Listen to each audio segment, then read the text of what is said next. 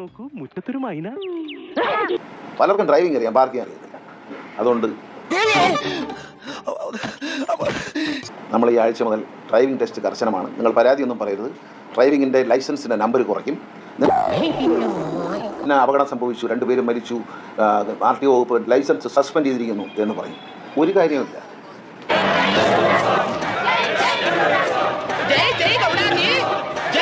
കാരണം അവൻ വേണമെങ്കിൽ വേറെ സർട്ടിഫിക്കറ്റ് ലൈസൻസ് എടുക്കുന്ന കള്ളത്തരം കാണിക്കുന്ന വേറെ എവിടെയെങ്കിലും പോയി എടുക്കും.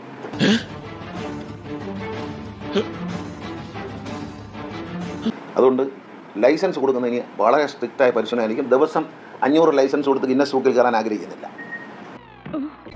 ഓടിച്ചിട്ടൊന്നും കാര്യമില്ല. വണ്ടി പാർക്ക് ചെയ്ത് കാണിക്കണം, റിവേഴ്സ് കയറ്റി പാർക്ക് ചെയ്ത് കാണിക്കണം, കാർ പാർക്കിലേക്ക് ഇട്ട് കാണിക്കണം.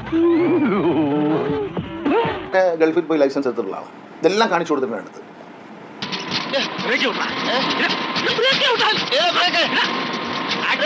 ഡ്രൈവിംഗ് പഠിപ്പിക്കുന്ന ടെസ്റ്റ് ചെയ്യുന്ന വണ്ടിക്കകത്ത് നിർബന്ധമായും ക്യാമറ ഏർപ്പെടുത്തും. TC ഉടൻ തന്നെ അതിൻ്റെ ഉത്തരവ് ഇറക്കും.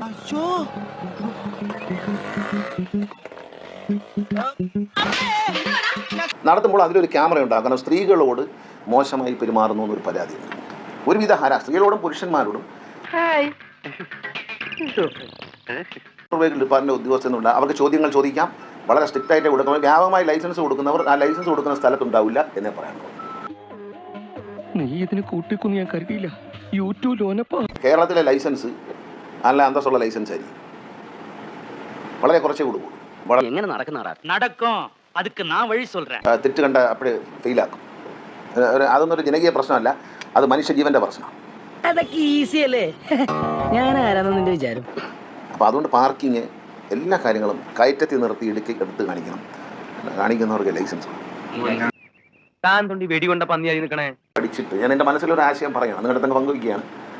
ഈ റൈഡ്, പിന്നെ ഈ സാഹസികമായ റൈഡ്, അഡ്വഞ്ചർ ടൂറിസം ഒക്കെ നമ്മുടെ ലൈഫിൻ്റെ ഭാഗമാണ്. ലോകത്ത് എല്ലായിടത്തും ഉണ്ട്. അപ്പം അവർ അതിന് വേണ്ടിയിട്ടുള്ള ട്രാക്കുകൾ തയ്യാറാക്കട്ടെ.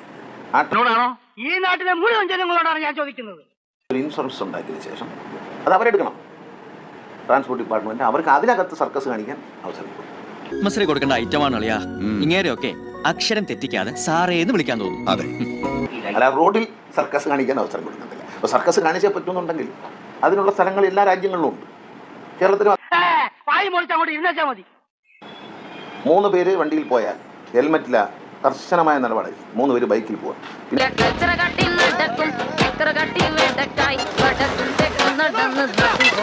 ഇങ്ങനെ വെച്ചിട്ട് ബൈക്ക് ഓടിക്കുക, ഇവിടെ വെച്ചിട്ട് പിന്നെ ഹെൽമെറ്റിനകത്ത് തിരിയിട്ട് ബൈക്ക് ഓടിക്കുക.